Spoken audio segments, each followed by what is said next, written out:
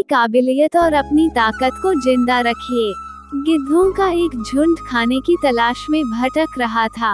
उड़ते उड़ते वे एक टापू पे पहुंच गए। वो जगह उनके लिए स्वर्ग के समान थी।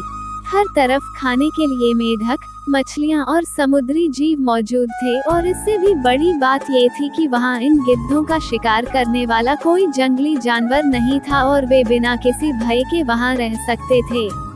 युवा गिद्ध कुछ ज्यादा ही उत्साहित थे। उनमें से एक ने बोला, वाह, मजा आ गया, अब तो मैं यहाँ से कहीं नहीं जाने वाला। यहाँ तो बिना किसी मेहनत के ही हमें बैठे बैठे खाने को मिल रहा है। बाकी गिद्ध भी उसकी हाँ में हाँ मिला खुशी से झूमने लगे। सबके दिन मौज मस्ती में बीत रहे थे, लेकिन झुंड का सबसे बुरा गिद्ध इससे खुश नहीं था। एक दिन अपनी चिंता जाहिर करते हुए वो बोला, भाइयों, हम गिद्ध हैं, हमें हमारी ऊंची उड़ान और अचूक वार करने की ताकत के लिए जाना जाता है। पर जब से हम यहाँ आए हैं, हर कोई आराम तलब हो गया है। ऊंची उड़ान तो दूर, ज्यादातर गिद्ध तो कई महीनों से उड़े तक नहीं हैं, और आसानी से मिलने वाले भोजन की वजह से अब हम सब शिकार करना भी भूल रहे हैं। ये हमारे भविष्य के लिए अच्छा नहीं है। मैंने फैसला किया है कि मैं इस टापू को छोड़ वापस उन पुराने जंगलों में लौट जाऊंगा। अगर मेरे साथ कोई चलना चाहे तो चल सकता है।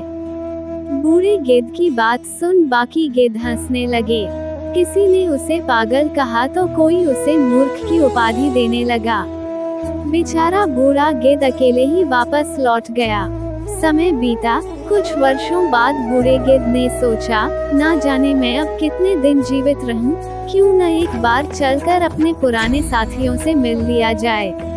लंबी यात्रा के बाद जब वो टापू पे पहुंचा तो वहाँ का दृश्य भयावह था। ज्यादातर गिद्ध मारे जा चुके थे और जो बचे थे वे बुरी तरह घायल थे। ये कैसे हो गया? बूढ़े गिद्ध ने पूछा।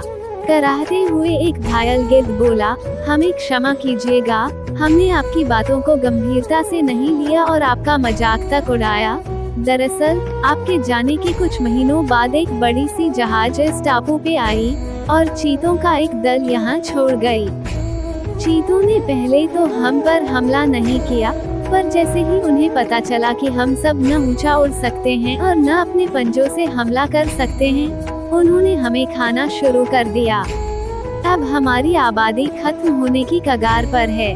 बस हम जैसे कुछ घायल गिद्ध ही जिंदा बचे हैं। बूढ़ा गिद्ध उन्हें देखकर बस अफसोस कर सकता था। वो वापस जंगलों की तरफ उड़ चला। दोस्तों, अगर हम अपनी किसी शक्ति का प्रयोग नहीं करते तो धीरे धीरे हम उसे खो देते हैं।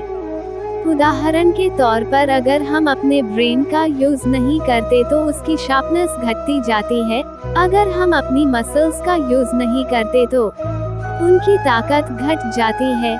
इसी तरह अगर हम अपनी स्किल्स को पॉलिश नहीं करते तो हमारी काम करने की एफिशिएंसी कम होती जाती है।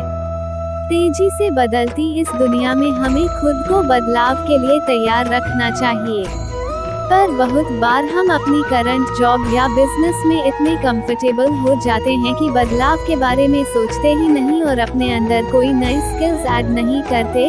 अपनी नॉलेज बढ़ाने के लिए कोई किताब नहीं पढ़ते, कोई ट्रेनिंग प्रोग्राम नहीं अटेंड करते, यहाँ तक कि हम उन चीजों में भी डल हो जाते हैं जिनकी वजह से कभी हमें जाना जाता था, और फिर जब मार्केट कंडीशंस चेंज होती हैं और हमारी नौकरी या बिजनेस पे आंच आती है तो हम हालात को दोष देने लगते हैं।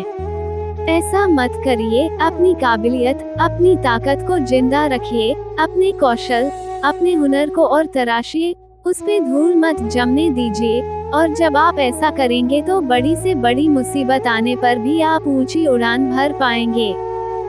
धन्यवाद वीडियो पूरा देखने के लिए। अगर वीडियो अच्छी लगी हो तो लाइक करें, शेयर करें, चैनल को सब्सक्राइब करें और एक प्यारा सा कमेंट करें। जय श्री श्याम जी।